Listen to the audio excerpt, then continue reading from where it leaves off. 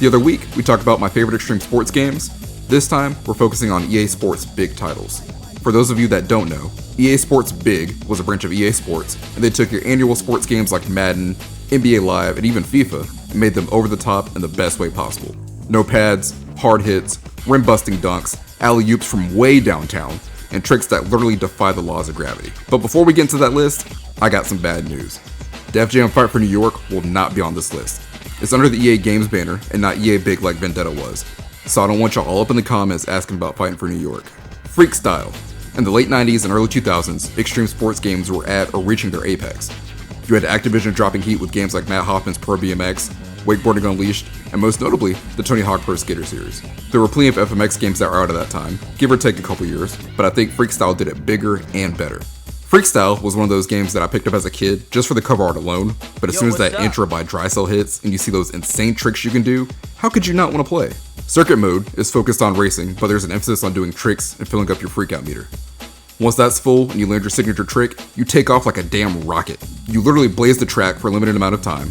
You can keep it going if you keep pulling off your signature, just don't crash and burn. The freestyle mode is similar to the Pro Skater games, where you're in a confined space and you have all the ramps to jump off of in hopes of getting a high score.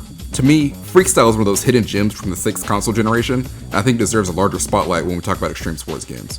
NBA Street Volume 2. If there was a game that needed a remaster, it's NBA Street Volume 2.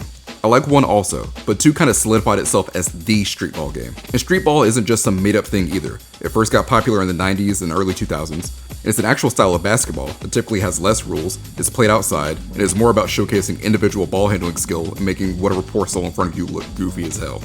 The company and 1 rose to popularity by capitalizing on this and going on what they called the Mixtape Tour. They had their own game too, but that was more grounded in reality and I never did play it. ESPN has a 30 for 30 about them if you want to check it out. NBA Street Volume 2 feels very East Coast, whereas 1 felt like it was still trying to find its footing. Majority of the soundtrack is from East Coast rappers, along with radio host Bobbito, calling all the action on the court. 7 out of the 12 court locations take place in the East, and 6 of those 7 are in New York. In terms of game modes, there's Pickup, which is like your quick match, NBA Challenge, where you play against NBA teams and unlock stuff, and Be Legend, where you work your way up with a custom character and become a street legend. Volume 2 also did a really good job of giving off that old school but still modern vibe. The main font is very reminiscent of the 70s, and if you even go to Google and type in 70s fonts, you'll see exactly what I mean. The red, white, and blue basketball looks like a time traveled from the ABA.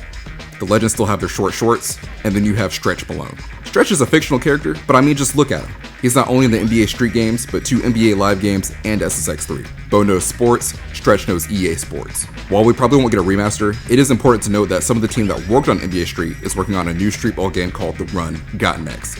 You can check it out on Steam. I'm not sure of a release date for it just yet. NFL Street 2. EA decided to release 2 NFL Street games in 2004. Street 1 in the first part of the year, and the second in the later half. NFL Street 2 is very in your face. The players have personality and will often break the fourth wall, talking shit to you while dancing if you couldn't stop them on a play. And like before, there's no kickoffs, no field goals, no penalties. Run hard, hit harder. But there's some new things too.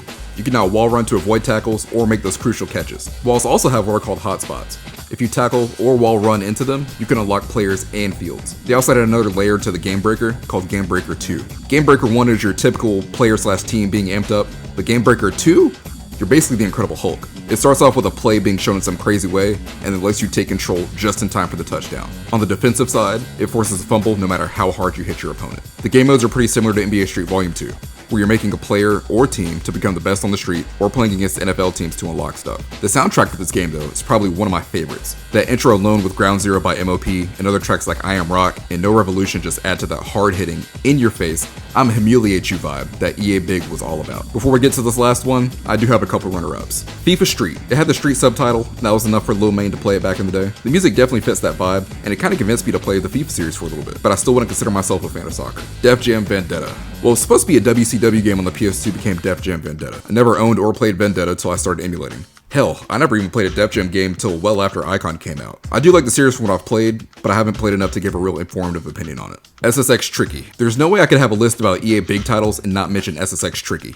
I was going on a tangent about SSX Tricky and 3 and blah blah blah, so we'll do a whole nother video on the series later. But to me, SSX Tricky is as good as it'll ever get. It's got a nice EDM and hip hop soundtrack, so good that I've used some of the tracks for background music on these very videos. The characters had that Y2K style, with their own personality, and would even get in your face before or after a race if you started a rivalry with them. And if you piss them off enough, they start hitting you back. Each rider has their own set of boards and outfits.